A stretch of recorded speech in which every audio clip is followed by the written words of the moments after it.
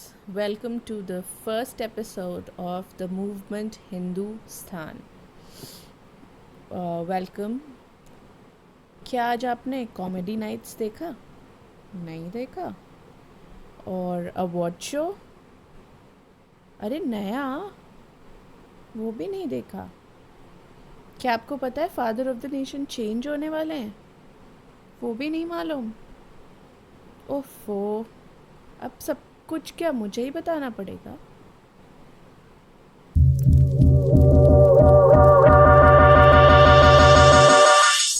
आपने comedy nights with Rajdeep Sardesai नहीं देखा? इतना हिलेरियस था कि किसी भी बात पे विश्वास ही नहीं हो रहा था। क्या इंटरव्यू दिया रिया चक्रवर्ती ने।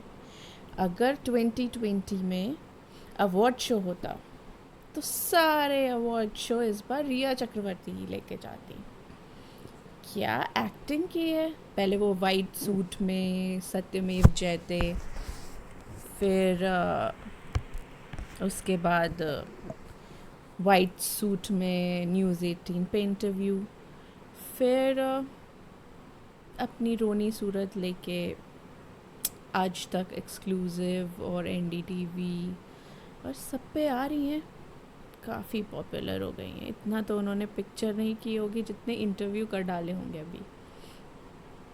My God. और फादर ऑफ द नेशन, अरे नहीं मालूम क्या? अरे father of Bollywood, father of all the struggling actresses, Mahesh Bhatt, जिन्हें रिया चक्रवर्ती कहती हैं कि वो तो मेरे फादर फिगर हैं। वो तो काफ़ी लोगों के फादर फिगर हैं, वो तो आपने देखा ही होगा। अब कंगना, मलिका, सभी के तो फादर फिगर ही हैं वो। खैर, क्या बोला जाए।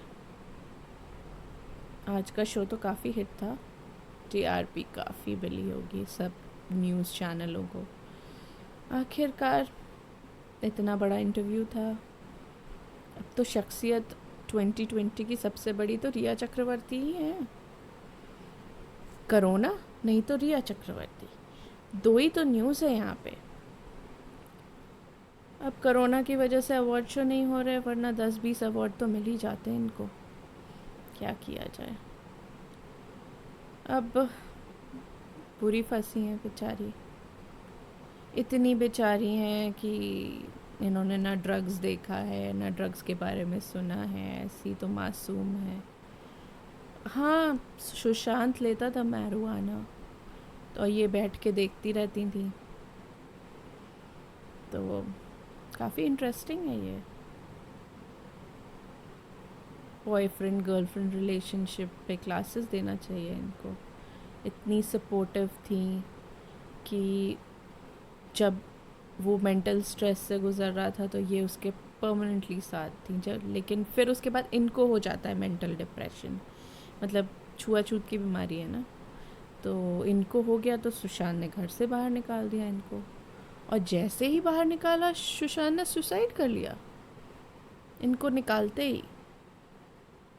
काफ़ी डिप्रेस हो गया होगा ना बेचारा, इतना प्यार करता था। I can understand.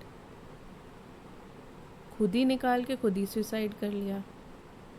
काफ़ी मेंटल स्ट्रेस होगा। क्या बताएं, ऐसे मेंटल नहीं, छोड़िए भैया। क्लॉस्ट्रोफोबिया के लिए मोडाफिनल यूज़ होता है।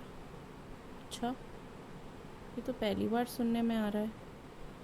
अब इसमें जो लिखा है कि ऑब्स्ट्रक्टिव स्लीप एपनिया,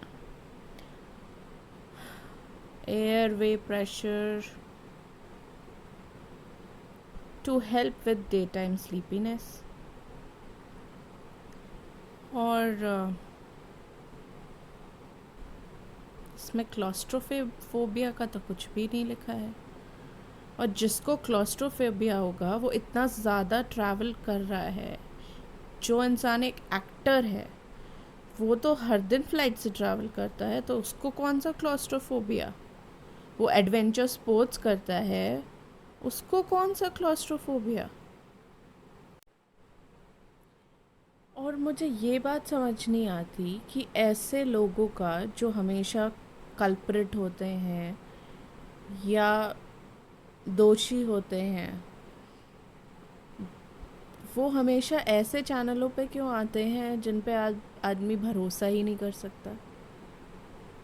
जैसे इनका इंटरव्यू लें राजदीप सरदेसाई और Barkha Dutt and so on and so forth, ये क्यों नहीं जाके अर्नब गोस्वामी के रिपब्लिक टीवी पे इंटरव्यू दे रही हैं? इनको किस बात का डर है? अगर इनको मुंबई पुलिस से कोई डर नहीं है, सीबीआई से कोई डर नहीं है, और बाकी जो है इंटरोगेटिव एजेंसी से कोई डर नहीं है, तो इनको अर्नब गोस्वामी से कौन सा डर है? जाती वहाँ पे भी इंटरव्यू देती, पर वहाँ जाने से तो इनको डर लग जाता है ना, इनकी आंखें बाहर आ जाती हैं। इन मतलब आगे से इंसान कैसे ट्रस्ट करे? और सुशांत, मुझे जहाँ तक लगता है कि जो है काफ़ी सीधा इंसान था, बहुत जल्दी किसी की बातों में आ जाता होगा, क्योंकि ये तो कुछ भी नहीं थी। Rhea Chakraborty was nothing next to Sushant. ना वो सीरियल में बहुत बड़ी एक्ट्रेस थी, ना ही वो टीवी सिनेमा में बॉलीवुड में कोई बहुत बड़ी एक्ट्रेस थी। तो ये तो क्लियर केस है कि किसी को पैसों के लिए फंसाना हो तो कैसे फंसाना होगा। इनको तो कनेक्ट्स, कॉन्टैक्ट्स और पैसा चाहिए था। जब ये 3-4 साल में सिर्फ 14-15 लाख कमा रही हैं, तो इतने हैवी एक्सपेंसेस वो कहाँ से कर रही थी, जब इनकम टैक्स में यही शो कर रहा है। तो ये बाकी एक्सपेंसेस कहाँ से कर रही थी? जो ये लोग हाई फाई लाइफस्टाइल जीते हैं, एक्टर एक्ट्रेसेस, या तो वो बहुत काम कर रहे हो तभी जी पाते हैं, नहीं तो सड़क पे आ जाते हैं।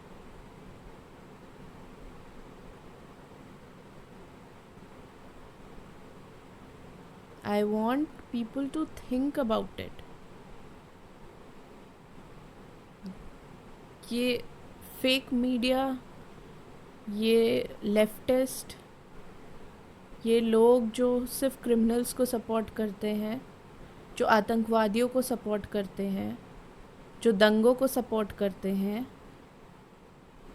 जो दंगा करने वालों पे सिंपैथी जताते हैं, ऐसे लोगों के चैनल पे इंटरव्यू से जो है आम आदमी, जो समझदार है, जो जानता है, उसको कोई फ़र्क नहीं पड़ता। तो ये जो प्रोपोगंडा और ये सब चलाया जा रहा है, पहले तो राजदीप सरदेसाई के लिए सुशांत कुछ भी नहीं था, और ये सब ऐसी कोई बहुत बड़ी बात नहीं थी या बहुत बड़ी न्यूज़ नहीं थी, तो उनको क्या ज़रूरत पड़ी थी रिया चक्रवर्ती को ये इंटरव्यू दिखाने की? और खुद इंटरव्यू ले रहे हैं।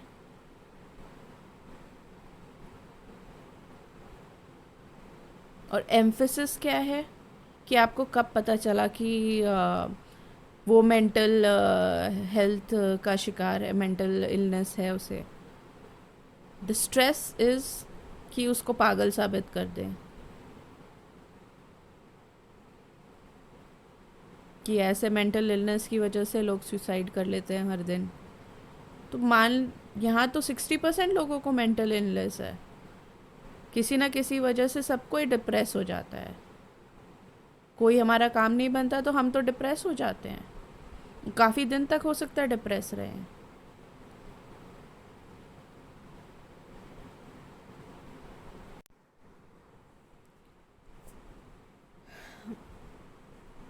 बॉलीवुड के बारे में क्या कहा जाए, चाहे वो दिव्या भारती का सुसाइड हो या जिया खान का सुसाइड हो, अगर कोई पकड़ा भी जाता है या किसी पे संदेह भी होता है तो वो भी जेल नहीं जाता. They are so powerful. They are protected. They're protected by the fake media, the leftist. They're protected by the underworld. And they are definitely protected by Mumbai police. If इतने सारे, और ये तो नोन लोग हैं, कितनी स्ट्रगलिंग एक्ट्रेसेस होंगी जो रोज सुसाइड करती होंगी मुंबई में, जिनके साथ कुछ ना कुछ नाइंसाफ़ी होती होगी.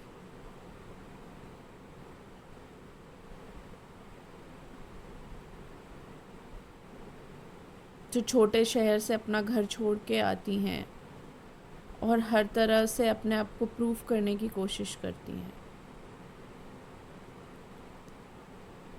या तो वो घर वापस चली जाती हैं, या तो वो गलत कामों में लग जाती हैं, या तो वो ऐसे रिया चक्रवर्ती टाइप शॉर्टकट्स ढूंढती हैं अपने आप को जो है इंडस्ट्री में स्टैब्लिश करने के लिए, या अपने आप को फेमस बनाने के लिए,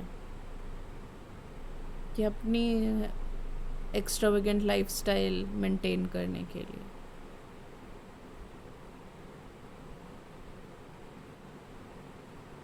The truth about Bollywood is very dark,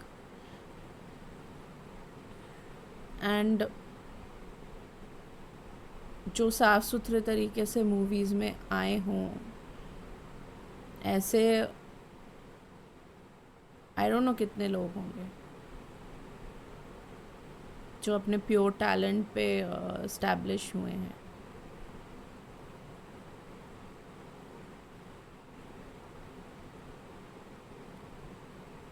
लड़के हो सकता है हों, पर लड़कियों का आई डाउट.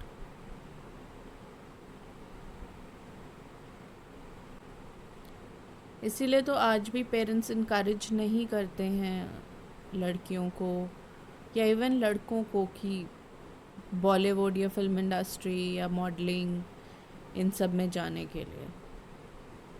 लड़कों के बारे में तो एक बार को चलो फिर भी सोच सकते हैं, लेकिन लड़कियों के लिए तो अभी भी बिग नो नो है.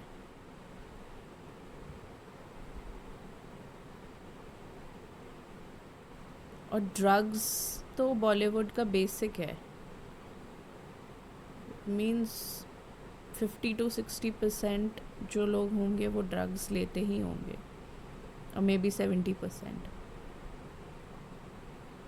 किसी ना किसी तरह का नशा या किसी भी ना किसी तरह की बुरी लत होगी ही उनको, क्योंकि इतने लंबे शूट्स होते हैं और इतनी आफ्टर पार्टीज़ और दुनिया भर की पार्टीज़ जिन से इनको प्रमोशन मिलता है या ये पिक्चरें मिलती हैं जहाँ पे इन्वेस्टर्स और दुनिया भर के प्रोड्यूसर्स, डायरेक्टर्स और लोग रहते हैं, जहाँ से इनको एक्सपोजर मिलता है. तो ये तो आम बात होगी इनके लिए, जो डार्क साइड और हिडन साइड है बॉलीवुड का.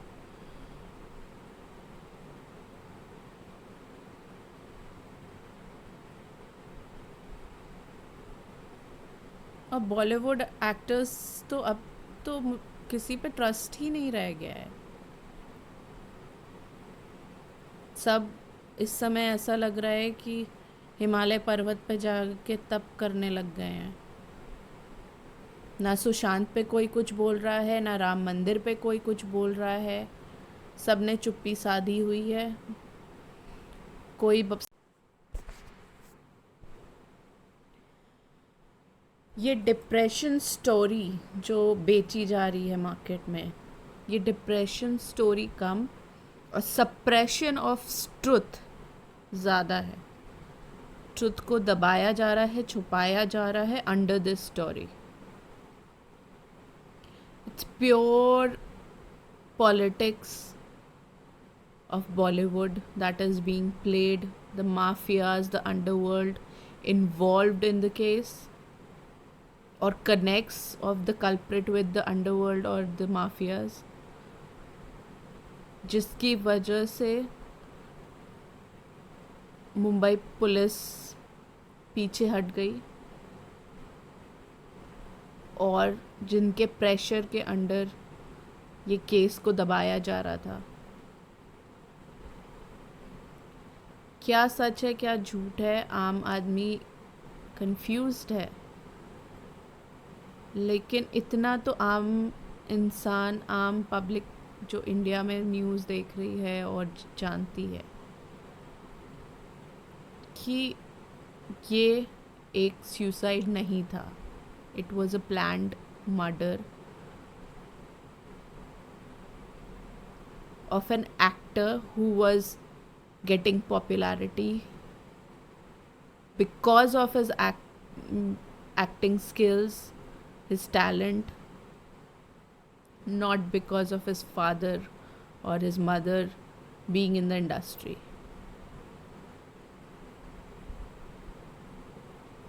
Neither he had a godfather.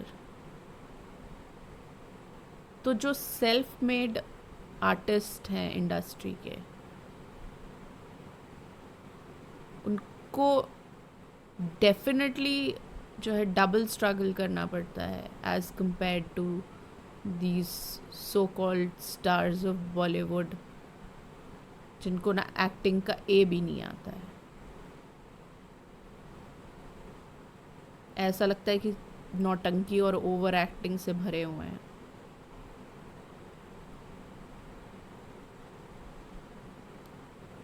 So think about it and let me know what do you think about this case in the comments and how serious it is. अभी इस चीज़ पे, सुशांत के case पे क्यों focus हुआ?